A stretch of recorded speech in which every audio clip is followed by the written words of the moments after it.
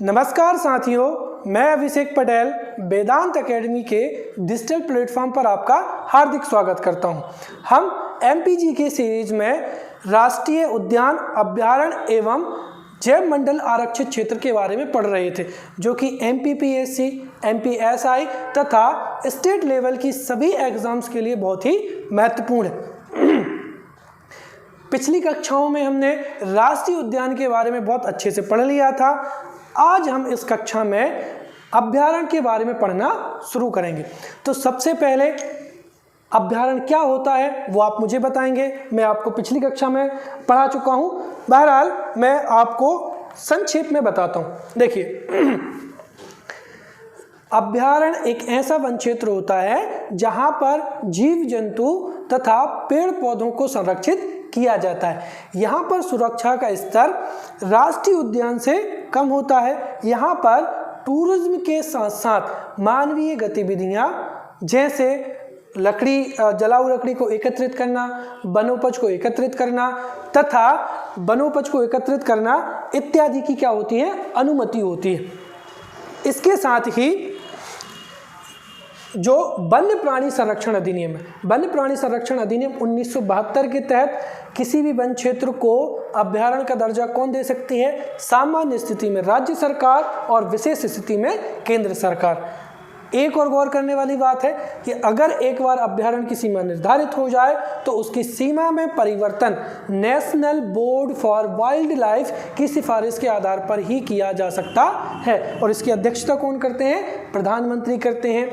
यहाँ पर जो अभयारण्य की खास बात है वो ये है कि किसी विशेष, ये थोड़ा मिसप्रिंट है, आप समझ लें, किसी विशेष जीव जंतु या पौधों को संरक्षित करने के लिए किसी भी वन क्षेत्र को अभयारण्य का दर्जा दिया जा सकता है, राइट। और आज हम लेक्चर में पढ़ेंगे कि मध्य प्रदेश में कितने अभयारण्य हैं जो कि किसी विशेष पशु पक्षी के लिए संरक्षित किए गए हैं। तो ये अभयारण्य की यहाँ पर परिभाषा मैं आपको बता चुका हूँ। अब हम आगे बढ़ते हैं। देखिए, अभयारण्य किसी भी विशेष पशु पक्षी की सुरक्षा के लिए स्थापित किया जा सकता है, और एग्जाम्स में आपसे विशेषकर ये पूछा जा सकता है कि कौन सा जो जीव जंतु है वह किस अभयारण्य में संरक्षित है। तो सबसे पहले हम उन अभयारण्य के बारे में पढ़ेंगे जो किसी विशेष पशु पक्षी के लिए संरक्षित हैं, राइट। तो देखिए, मध्य प्रदेश के प्रमुख अभयारण्य, और पहला कैटेगरी जिसमें सोन चिड़िया का संरक्षण किया जाता है। तो सोन चिड़िया का जो संरक्षण है वह मध्य प्रदेश के 2 अभयारण्यों में किया जाता है। इसका संरक्षण पहला क्या हो जाएगा? घटी गांव अभयारण्य, जो कि कहाँ पर है? ग्वालियर जिले में है। और करेरा अभयारण्य जो कि कहाँ पर है? शिवपुरी में है, राइट। तो सोन चिड़िया का संरक्षण घटी गांव अभयारण्य जो कि ग्वालियर में है एवं करेरा अभयारण्य जो कि कहाँ पर है? शिवपुरी में है, वहाँ पर किया जाता है। अगला हो जाएगा यहाँ पर खरमोर पक्षी का संरक्षण, राइट। पहला हो गया सोन चिड़िया, दूसरा क्या हो जाएगा? खरमोर पक्षी। खरमोर पक्षी का संरक्षण भी 2 अभयारण्यों में किया जा रहा है। पहला हो जाएगा सरदारपुर अभयारण्य जो कि कहाँ पर है? धार जिले में है। देखिए, यहाँ पर आपको 2 चीज़ें याद रखनी है, राइट। पहली चीज़ तो ये है कि सोन चिड़िया का संरक्षण किस अभयारण्य में किया जा रहा है, जैसे घटी गांव एवं करेरा। और दूसरा, घटी गांव अभयारण्य कहाँ है?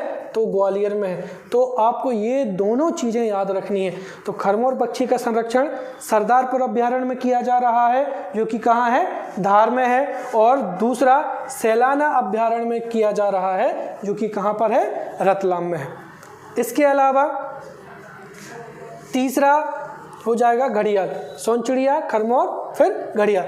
घड़ियाल का संरक्षण 3 अभयारण्य में किया जा रहा है। देखिए, घड़ियाल का संरक्षण हम जमीन में तो कर नहीं सकते हैं, तो सीधी सी बात है, घड़ियाल रहता है नदी में, और जहाँ पर नदियाँ होंगी उसी नदी को संरक्षित करके ही हम घड़ियाल का संरक्षण कर सकते हैं।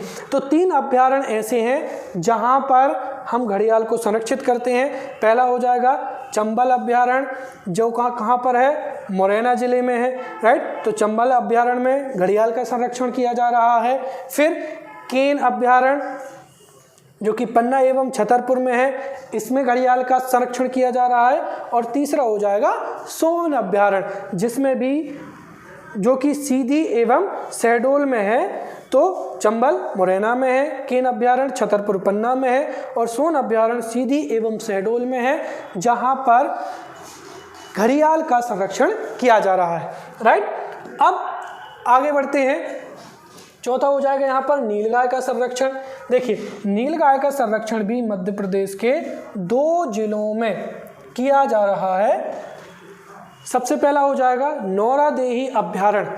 तो नौरादेही अभ्यारण्य जो कि सागर में है तथा गांधी सागर अभ्यारण्य जो कि कहाँ पर है, मंदसौर जिले में है। इन दोनों अभ्यारण्यों में नीलगाय का संरक्षण किया जा रहा है, राइट। और एक शब्द और मैं बता दूं आपको, यहाँ पर इसके अंत में गाय जुड़ा है, तो ये गाय वंश का जानवर नहीं है, जबकि ये हिरण वंश की या हिरण प्रजाति का ही एक जंतु माना जाता है, राइट। तो नीलगाय का संरक्षण नौरादेही एवं गांधी सागर में किया जाता है। अगला पालतू गाय का संरक्षण, राइट। तो पालतू गाय का संरक्षण सालरिया जो गौ अभ्यारण्य है आगर मालवा में, वहां पर पालतू गाय का संरक्षण किया जा रहा है। इसके अलावा ये आपसे पूछा जा सकता है कि मध्य प्रदेश का सबसे बड़ा अभ्यारण्य कौन सा है, तो नौरादेही अभ्यारण्य सबसे बड़ा अभ्यारण्य है जो कि कहां पर है, सागर जिले में है। और इसका क्षेत्रफल 1197 वर्ग किलोमीटर है। 3 चीजें, सबसे बड़ा अभ्यारण्य नौरादेही कहाँ है, सागर में, क्षेत्रफल कितना है 1197 किलोमीटर स्क्वायर, राइट। अब बड़ा है तो छोटा भी होगा।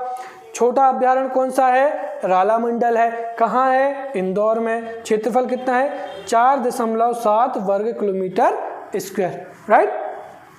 तो ये यहाँ पर इनसे संबंधित महत्वपूर्ण जानकारी हो गई, ठीक है। तो ये आपको याद रखना है, नीलगाय का संरक्षण, पालतू गाय का संरक्षण, सबसे बड़ा और सबसे छोटा।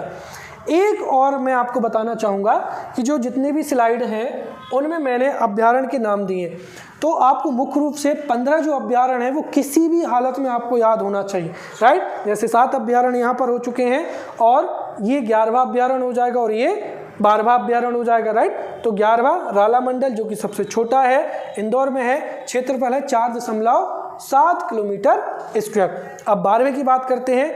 एकमात्र अभ्यारण्य जिसमें टाइगर प्रोजेक्ट चल रहा है वो कौन सा हो जाएगा, रातापानी अभ्यारण्य। तो रातापानी अभ्यारण्य जो कि कहाँ पर है, रायसेन में है, इसमें टाइगर प्रोजेक्ट चल रहा है, ठीक है। ये काउंटिंग गड़बड़ नहीं है, क्योंकि पिछली स्लाइड में मैंने 8वें नंबर पर नौरादेही अभ्यारण्य को लिखा था, राइट। तो अभी तक हम 12 अभ्यारण्य के बारे में पढ़ चुके हैं और आपको यहाँ पर दोनों चीज़ें याद रखनी है कि किस विशेष पशु पक्षी के लिए अभ्यारण्य संरक्षित किया गया है और वह कहाँ है, राइट। अब बाकी के जो अभ्यारण्य हैं उनके बारे में हम चर्चा करेंगे, राइट। कुछ अन्य अभ्यारण्य देखते हैं, जैसे यहाँ पर रानी दुर्गावती अभ्यारण्य जो कि कहाँ पर है, दमोह में है। देखिए, रानीवती के बारे में हम जब भी पढ़ते हैं तो हमें लगता है कि, और ये वास्तविकता भी है कि रानी दुर्गावती का संबंध मंडला जिले से रहा है, तो यहाँ पर कंफ्यूज ना हो, रानी दुर्गावती जो अभ्यारण्य है वो मंडला में नहीं बल्कि कहाँ पर है, दमोह में है। कुछ चीज़ें आप विशेष रूप से याद रख लें, कई बार हमारे अनकॉन्शियस माइंड में ये चीज़ें संबंधित होती हैं और एग्जाम में जब हम भूल जाते हैं तो कॉमन सेंस का इस्तेमाल करते हैं, फिर आप सोचेंगे कि रानी दुर्गावती मंडला की थी, तो ये अभ्यारण्य भी कहाँ होगा, मंडला में, गलत, ठीक है। तो रानी दुर्गावती मंडला से संबंधित थी, परंतु उनके नाम पर जो अभ्यारण्य है वो कहाँ पर है, दमोह में है, राइट। फिर डुबरी अभ्यारण्य कहाँ पर है, सीधी है, याद करिए, राइट। मध्य प्रदेश का सबसे बड़ा नेशनल पार्क कौन सा था, डुबरी नेशनल पार्क, छत्तीसगढ़ के विभाजन से पहले। तो डुबरी नेशनल पार्क के बारे में मैंने आपको बताया था और उसी से जुड़ी हुई क्या है, डुबरी अभ्यारण्य है। तो डुबरी अभ्यारण्य भी कहाँ पर है, सीधी जिले में है। फिर बोरी अभ्यारण्य कहाँ पर है, होशंगाबाद जिले में है। फिर ओरछा अभ्यारण्य कहाँ पर है, निवाड़ी में है। देखिए, पहले ओरछा अभ्यारण्य टीकमगढ़ में था, और अब आपको पता है कि 52वें जिले के रूप में निवाड़ी का गठन हो गया है। तो यह जो अभ्यारण्य है ये भी कहाँ पर अवस्थित है, निवाड़ी में। फिर मिजीफेन कहाँ पर है, मंडला में अवस्थित है। केओनी अभ्यारण्य ये देवास एवं सीहोर 2 जिलों में अवस्थित है, राइट। फिर नरसिंहगढ़ अभ्यारण्य ये कहाँ पर है, राजगढ़ से है, राइट। पनपठा जो अभ्यारण्य है वो शहडोल में अवस्थित है। फिर पेंच अभ्यारण्य, मैंने आपको पेंच राष्ट्रीय उद्यान के बारे में भी बताया था, जो कि कहाँ पर है, छिंदवाड़ा में है। तो पेंच अभ्यारण्य भी कहाँ पर होगा, छिंदवाड़ा जिले में होगा। और गंगाऊ जो अभ्यारण्य है वो कहाँ पर है, पन्ना जिले में अवस्थित है, राइट। वैसे ही अब आ जाता है सिंघारी अभ्यारण्य, ये कहाँ पर है, रायसेन जिले में अवस्थित है, राइट। फिर पचमढ़ी अभ्यारण्य होशंगाबाद में है। तो होशंगाबाद में यहाँ पर कौन कौन से अभ्यारण्य है, एक पचमढ़ी अभ्यारण्य, बोरी अभ्यारण्य हो जाएगा, राइट। फिर कूलोपालपुर अभ्यारण्य ये श्योपुर एवं मुरैना में है। फिर बगदरा अभ्यारण्य ये कहाँ पर है, सीधी जिले में है। तो ये थे मध्य प्रदेश के प्रमुख अभ्यारण्य। अब कुछ अभ्यारण्य जो प्रस्तावित भी हैं उनके बारे में हम पढ़ते हैं। कट्ठीवाड़ा अभ्यारण्य, तो कट्ठीवाड़ा अभ्यारण्य ये एक प्रस्तावित है जो कि अलीराजपुर जिले में है। फिर मानधाता अभ्यारण्य ये कहाँ पर है, ओंकारेश्वर है। खंडवा जिला एकमात्र ऐसा जिला है जहाँ पर एक राष्ट्रीय उद्यान भी प्रस्तावित है और एक अभ्यारण्य भी। राष्ट्रीय उद्यान कौन सा हो जाएगा, ओंकारेश्वर राष्ट्रीय उद्यान, वह भी प्रस्तावित है। और मानधाता अभ्यारण्य ये भी कहाँ पर प्रस्तावित है, ओंकारेश्वर या खंडवा जिले में प्रस्तावित है। फिर सुरमानिया अभ्यारण्य ये खंडवा जिले में प्रस्तावित है। और कालीभीत अभ्यारण्य ये बैतूल जिले में। और अंत में मयूर अभ्यारण्य ये झाबुआ जिले में स्थापित किया जाएगा। तो ये हमने यहाँ पर मध्य प्रदेश के अभ्यारण्य के बारे में पढ़ लिया है। अगली कक्षा में हम जो जैव मंडल आरक्षित क्षेत्र हैं और टाइगर प्रोजेक्ट हैं उन पर चर्चा करेंगे। तब तक आप इनका रिवीजन करें और अगली क्लास में मिलते हैं। Thank you.